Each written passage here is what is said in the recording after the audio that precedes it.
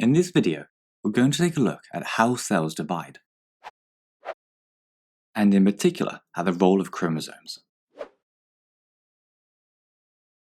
All multicellular eukaryotic organisms, whether they're humans, plants, or walruses, require a continuous supply of new cells, which can be used for growth, development, and repair.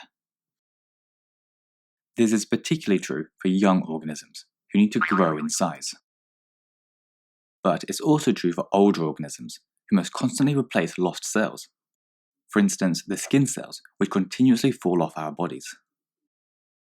The process through which these cells are generated is known as the cell cycle, and it can be thought of as the life cycle of the cell, from the time it was made to the time it divides into two new cells. Within this cell cycle, there are three main stages you need to be aware of: growth, DNA replication and mitosis, and division, also known as cytokinesis.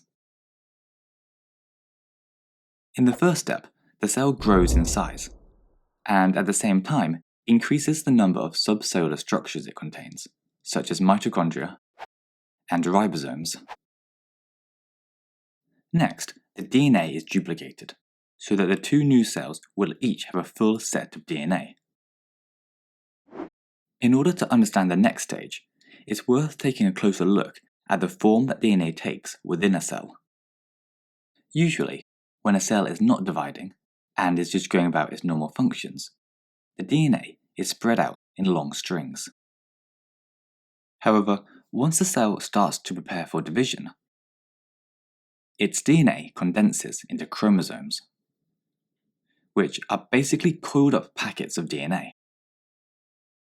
The DNA of each chromosome contains a large number of genes, and these control the development of different characteristics, such as eye color.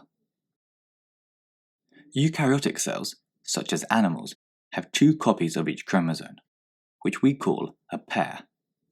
One of these copies is from their mother, and the other copy is from their father. Humans have 23 pairs of chromosomes, so in total, they have 46 chromosomes. Other species, though, have different numbers of chromosomes, and this is one of the reasons that animals of different species can't reproduce to have fertile offspring.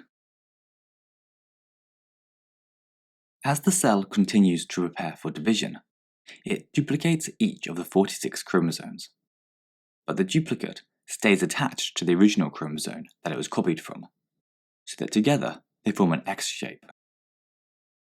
Notice that each chromosome is coloured half green. This is to highlight the fact that the right half of each chromosome is a duplicate of the left half that we started with. You might sometimes hear each half referred to as an arm. The result is that the DNA on the right arm of each X-shaped chromosome is the same as the DNA on the left arm of that chromosome. Once the cell is ready to divide, all 46 of the cell's chromosomes line up along the center of the cell. At this point, fibers from either side of the cell attach to their respective half of each chromosome. These are called cell fibers, and they pull the arms of the chromosomes to opposite sides of the cell. We call these two sides poles. As you can see, this breaks the chromosomes in half into two separate arms.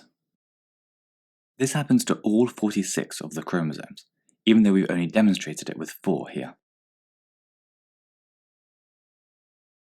Now that all of the genetic material has been divided among the two sides of the cell, the third and final stage takes place, which is division, or more properly called cytokinesis. For this stage, the cell membrane and cytoplasm pull apart, forming two daughter cells. Notice that half of the chromosomes have ended up in the left-hand cell, and the other half in the right-hand one. Therefore, each cell has the same DNA, and the two cells are identical to each other, and to the parent cell we started off with. These resulting daughter cells can then contribute to growth, development, or repair, and undergo the cell cycle all over again. And that's it for now. If you enjoyed it, then please give us a like and subscribe, and we'll see you next time.